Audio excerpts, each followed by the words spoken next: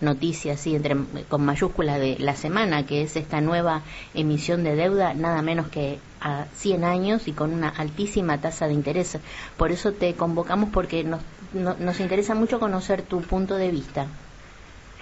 Sí, y yo creo que esta fue como el broche de oro, ¿no? El tema del endeudamiento a 100 años. A veces a los economistas nos cuesta explicarle al hombre y a la de a pie qué significa los procesos de endeudamiento en textos de políticas liberales, porque quizás esos efectos no se ven inmediatamente, se ven en términos de mediano y largo plazo, y creo que el gobierno, con esta decisión de colocar deuda de manera escandalosa, 100 años a una tasa altísima, creo que provocó un hecho político también, porque simbólicamente mucha gente le quedó así como cayó la ficha de lo que significa endeudar a varias generaciones hacia adelante, una deuda que se recupere y se repaga en 14 años, en 16 años, y los 84 años restantes se benefician los tenedores de intereses altísimos, que hay pocos hoy por hoy en el mundo precedentes de tasas de interés tan altas. Entonces, creo que esto es importante señalarlo. Es parte muy alevosa de un proceso de endeudamiento que ya en términos de deuda externa lleva casi 60.000 millones de dólares. Es un acelerado crecimiento de la deuda. Y después, también para la discusión del día a día, creo que hay que tener en cuenta que ya está impactando en el día a día de los argentinos. Porque cuando uno mira los números fiscales, por ejemplo, que dio a conocer también el equipo económico esta semana, lo que surgió más alevosamente es que la partida que más aumentó, casi más que se duplicó, aumentó un 106%, es el de pagos de intereses de la deuda pública. Claro. Entonces, esto es un monto de intereses que ya se pagaron en 5 meses, que es equivalente, por ejemplo, a todos los subsidios que se pagaron a la energía, al transporte, etcétera. Entonces, yo creo que ahí es un tema que al ciudadano de a pie le importa. ¿Por qué? Porque le están diciendo, miren, tienen que bancarse los tarifazos porque no hay otra, porque no tenemos recursos, que no sé si podría seguir así. Pero por el otro lado, lo que están haciendo es transfiriendo recursos fiscales a estos sectores beneficiados con el negocio financiero. Entonces, esto creo que pone muy en claro que es lo que es la lógica esta perversa neoliberal de endeudamiento sin contrapartida, ¿no? Sí, un endeudamiento además espurio y bueno, que va a tener, como vos decís bien, una consecuencia directa, inmediata y a largo plazo. Y nos gustaría preguntarte también quiénes son estos tomadores de deuda, porque creo que se parecen mucho a los fondos buitres, es decir, tienen como la misma composición. En general estos son negocios, a mí, yo estando en el Banco Central, todos los días venían los bancos y nos ofrecían negocios de esta naturaleza, y nosotros decíamos marche preso, ¿no? Claro. De ninguna manera.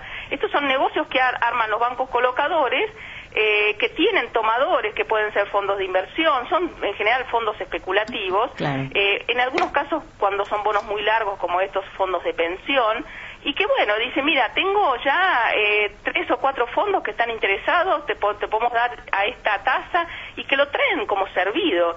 Y los 4 bancos colocadores se ganan enormes comisiones por esta operatoria. Entonces es un negocio terrible para el pueblo argentino, pero es un muy buen negocio para los que van a recibir esta tasa durante 100 años del casi el 8%, pero también para los 4 o 5 bancos colocadores que ganan unas enormes comisiones. Entonces, yo creo que lo que también siguiendo con esta lógica de por qué aceptaron desde el punto de vista político, porque está haciendo mucho ruido, y además después hasta jurídico, porque creo que van a tener que dar respuesta de por qué tomaron a tanto tiempo una deuda que les va a costar mucho a la Argentina y a los argentinos. Creo que también lo que está poniendo de manifiesto es cierta desesperación que tiene el gobierno por hacerse de todos los dólares, porque lo cierto es que en la Argentina, desde que asumió Macri, la fuga de dólares, la fuga de divisas, es mayor que en todo el periodo kirchnerista. Si uno compara los primeros 5 meses de cada año, bueno, esto supera la fuga de capitales hoy por hoy en la Argentina a lo que fueron las peores presiones cambiarias que tuvimos durante el gobierno de Cristina, cuando fue la crisis de la subprime y cuando fue la crisis con el lockout agropecuario. Entonces, me parece que esto también es muy importante tenerlo en cuenta, porque ¿para qué no se está endeudando la Argentina? Claro. ¿Por qué nos endeudamos y no crecen las reservas? Porque se están yendo los dólares. Claro, bueno. Entonces, quizás es el frente más vulnerable que hoy por hoy creo que tiene la conducción económica para enfrentar, porque ellos siguen en la fiesta, ellos no les importa, sigue liberado absolutamente el mercado de cambio, se jactan de que es buenísimo eso, y ya está demostrado que la liberación del mercado de cambio, lo que se llama la cuenta capital, dejar que entren y salgan dólares para hacer especulación financiera, cuando se van dejan en el tendal. Lo dice eso hasta el propio Fondo Monetario Internacional, claro, que lo ha estudiado y siguiendo con sus políticas trogloditas y recomendaciones trogloditas, en este punto dicen no es bueno para las economías emergentes dejar abierta el ingreso y la salida de capitales. Bueno, eso es lo que está haciendo el gobierno argentino, ¿no? Claro, todo pareciera indicar que la política económica, que parece que no existe, en realidad es esta. La política económica es la política con un matiz, con un sesgo absolutamente empresario, que también se ve en esta atomización que existe desde el Ministerio de Economía, que son varios entes o varios organismos, como 8, un poco inespecíficos. No se avisora una real política económica más que esta política empresaria.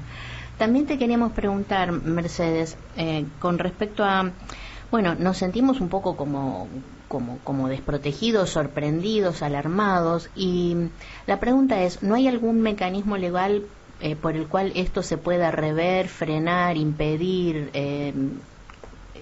¿Cómo opera esto? Bueno, yo creo que es una buena pregunta, porque la verdad es que si uno se remonta un poco a lo que es el año pasado, lo que le habilitó al gobierno a avanzar con este proceso masivo de endeudamiento es el pago a los holdouts, es el fondo buitre.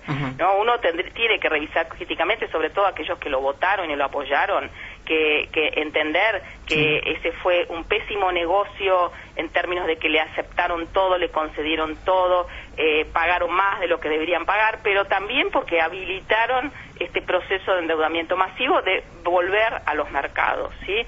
Entonces, creo que esto que vos estás planteando tiene mucho que ver con el proceso político y también lo que se juega en las próximas elecciones, claro, de octubre, porque en última instancia es el Congreso de la Nación el que aprueba los márgenes de endeudamiento del Tesoro Nacional. Se aprueban cuando se trata el presupuesto de la Nación. Entonces, cuando nosotros planteamos que esta no es una elección más de medio término, sino que se juega mucho en términos de armar, de que se generen consensos dentro del Congreso de la Nación políticos para confrontar con esta política económica neoliberal, que tiene una de las patas en el endeudamiento externo, pero tiene muchas patas, sí, porque sabemos que después de octubre ellos van a intentar avanzar con la flexibilización laboral, van a intentar avanzar con el desguaceamiento del Estado, del sector público, y muchas de estas políticas necesitan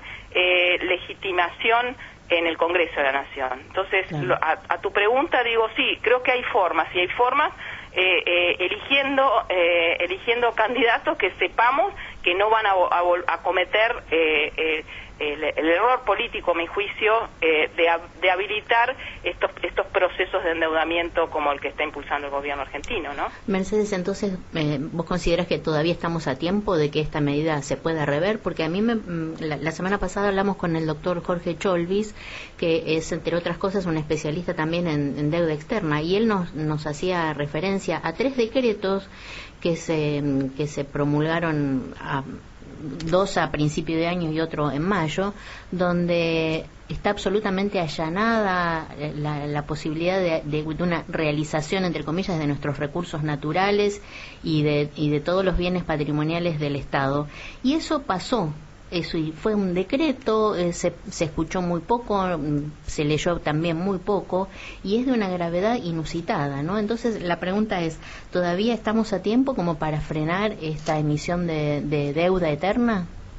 No, yo creo que no sé si hay muchos mecanismos legales, porque es una colocación voluntaria hecha por un gobierno democrático en el marco de una habilitación de que le dio el Congreso de la Nación para tomar deuda. No se dice qué condiciones de deuda, y por lo tanto que esta es una vieja discusión, ¿no?, sobre la revisión de la deuda de los gobiernos democráticos, ¿no?, que en realidad es el Congreso en que en todo caso tiene que poner freno en cuanto a habilitar o no al Poder Ejecutivo a tomar deuda, para qué y en qué condiciones, y eso no es lo que se trató el año pasado, ni tampoco en lo que va de este año. Por eso es que pongo tanto énfasis en lo que significa el nuevo Congreso y las relaciones de fuerza que van a surgir en la próxima elección de octubre. Pero yo no soy abogada, pero me parece que desde el punto de vista legal, técnico, no hay forma de volver atrás. Y yo creo que además lo que hay que ponerlo es en un contexto global. Esto nos ha servido porque son 100 años, pero 2.750 es mucha plata, pero ya se colocó en la Argentina casi 60.000 millones de dólares de deuda. Quizás a tasas un poco más bajas, pero y sobre todo a periodos más cortos de tiempo. Pero lo que es insostenible, y por eso creo que la respuesta siempre es política, y de correlación de fuerzas políticas, lo que es insostenible es la lógica que impulsan los proyectos neoliberales. Es una lógica que, como vos bien planteabas, el manejo de la política económica pasa únicamente por el negocio financiero. Hoy en la Argentina, si uno tiene que sintetizar qué está pasando, por qué no arranca la economía, por qué el empleo no mejora, porque para el capital el mejor negocio es la especulación financiera y no es la producción, en la economía real, en la economía de carne y hueso. Entonces, me parece que lo que nosotros necesitamos es organización política, discusión política, debate y sobre todo organización para confrontar políticamente contra este proyecto de derecha que hoy está encarnado en Mauricio Macri, ¿no? Así es. Bueno, varias veces te escuché esta idea, que la cuestión en realidad es la política, y estoy absolutamente de acuerdo con vos en cuanto a la necesidad de la discusión política y también, digamos, la formación política, ¿no? Porque pareciera que estos temas son para especialistas, pero sin embargo estamos sufriéndolos en forma cotidiana. Tienen que ver con nuestra vida cotidiana, con nuestro día a día y con unas consecuencias que se están sufriendo a través de fábricas que cierran, despidos de empleados, anuncios de despidos de empleados públicos, la amenaza de una reforma previsional, bueno, todo lo que nosotros conocemos. Así que otra vez más se pone en juego precisamente la política y la soberanía financiera, ¿no? Que esto no podría pasar, no pasaría si realmente fuéramos dueños de la soberanía, en este caso la financiera, además de las otras. También te queremos preguntar, Mercedes, digamos como esta piedra en el zapato que encontró el gobierno cuando esta semana Argentina no salió de la clasificación como país de frontera y no aquella esperada como, entre comillas, de país emergente. ¿Esto a qué pensás vos que obedece? ¿A una especie de reto? En primer lugar, creo que es una buena noticia para los argentinos. Es una pésima noticia para el gobierno, pero es una excelente noticia para los argentinos, porque lo que hace es, si nos hubieran definido como país emergente, hubiera sido una calificación que nos habilitaría para tener todavía más ingresos de fondos especulativos. Y eso es lo que realmente le hace mucho daño a la economía argentina y a cualquier economía del mundo, ¿no? Entrar esta lógica de la financiarización salvaje. Desde el punto de vista, creo mío, mi opinión es que hay una percepción también en los famosos mercados de que esto no cierra, que esta política económica es inconsistente, insisto mucho en esta cosa de la apertura de la cuenta capital, que no hay muy pocos países en el mundo que la están ejerciendo como irresponsablemente la está planteando el gobierno en un contexto de crisis internacional, de bajo crecimiento mundial, de bajo crecimiento del comercio, donde hay enorme volatilidad financiera. Lo que ha hecho el gobierno de abrirse al mundo es de una enorme irresponsabilidad, a mi juicio, ceguera y pésimo diagnóstico acerca de este contexto internacional. ¿Por qué? Porque la crisis todavía sigue vivita y coleando a un nivel mundial, sí. Porque Brasil está muy complicado con una de sus crisis políticas, institucionales y económicas más profundas de su historia, porque el mundo es así, totalmente incierto, y en esa incertidumbre perder lo que vos planteabas, que es muy importante esta palabra que dijiste de soberanía, la soberanía para garantizar los mínimos grados de libertad, para proteger a la Argentina, para proteger al mercado interno, al trabajo argentino respecto a estos shocks internacionales. Entonces, creo que esta definición de esta calificadora de los mercados, en realidad está teniendo en cuenta que es muy insostenible que la Argentina se haya endeudado como se viene endeudando en lo que va del año, que las reservas internacionales sigan cayendo prácticamente todos los días.